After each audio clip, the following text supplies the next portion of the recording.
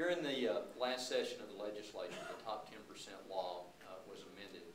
And I know from personal experience, because I've heard from a lot of alumni, the assumption was, well, now that it's been amended, it's going to be real easy to get my son or daughter or granddaughter or grandson in the university. What really are the realities of this change, and how's it impacted admissions for 2010? Well, let me talk about just the university and then the top 10% briefly. We have about 32,000 applications this year. There are 7,200 places in the first year class. It is a hard university to get into, whatever the criteria are. 25 years ago, 30 years ago, maybe there was a 6,000 entering class and we had maybe 8,000 or 9,000 applications. So there's no doubt it is much more competitive. That is a reason Texas needs to expand its capacity in higher education. The population's growing, and even the percentage of high school graduates going to college is growing, and that's why we need to support higher education throughout the state. We have gotten to the point, and I remember going in one of my first outings to Corpus Christi.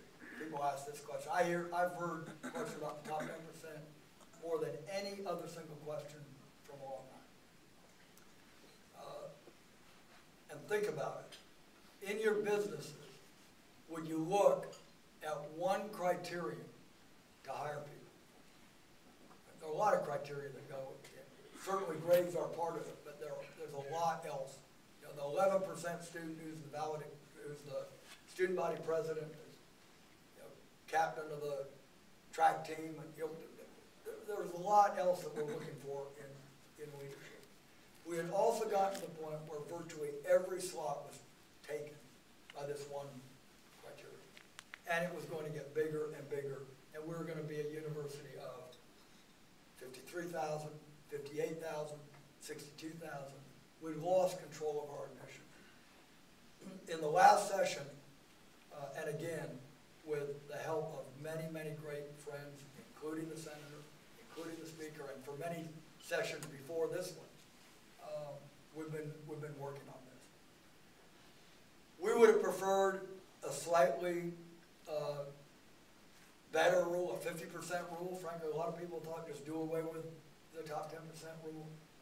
It caps it at 75% of our Texas students who are admitted are automatically admitted.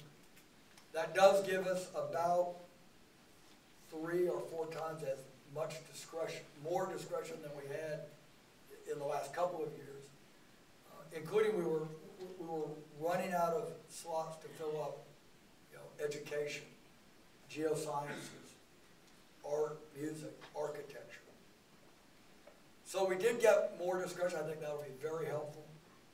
But more than that, it capped our capacity problem, so that next year it will be an 8% rule. As the capacity grows, 75% will be a 7% rule and a 6% rule. And a further advantage that I think is not as well understood, we now can take that student who's in the top 10%, who was the valedictorian at Midland, or Midland Lee, maybe even Odessa. Not Odessa. I'm sorry, Mr. Mayor. Brownsville High School. That student who we really want to get there, who's in the top 10%, we can go out and recruit. And we're totally changing our admissions office. We have a new admissions director from what, frankly, over a long period of time was an admissions processing unit to a recruiting unit. Start thinking at junior year, maybe earlier, who do we really want to get, and then go out and recruit them. Under the old law, if we did that, and surely we did much of that, but when we did that, it just made our capacity problem worse.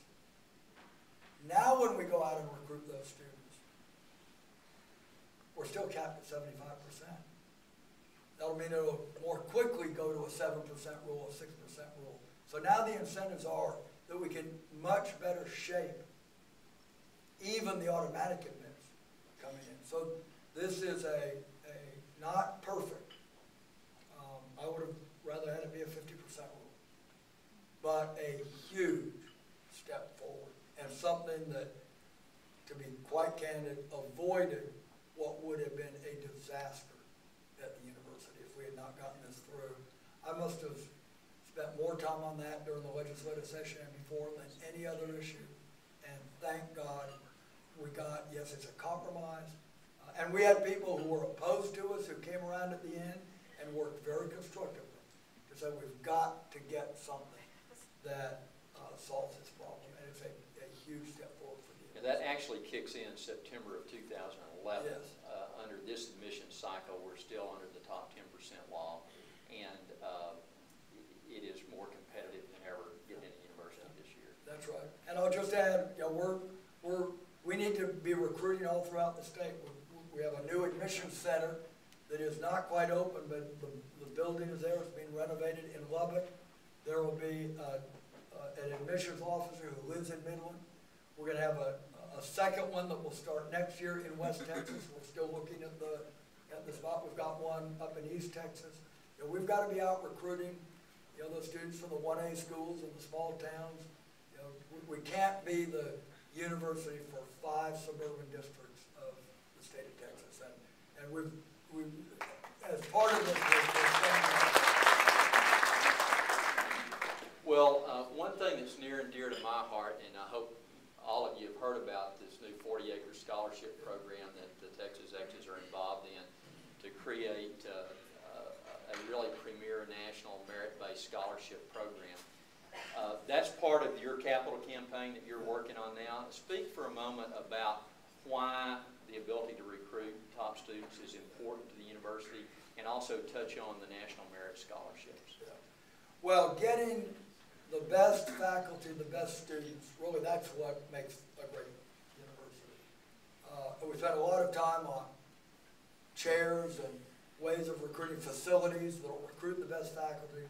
We need to be out making sure that the best students are coming, broadly defined, and that when we're going out for those students, and Virginia or North Carolina with their Jefferson Scholars programs or Moorhead Scholars programs, that we don't put our students to the choice one. I want to come to Texas, but they've got this Jefferson Scholars program in Virginia.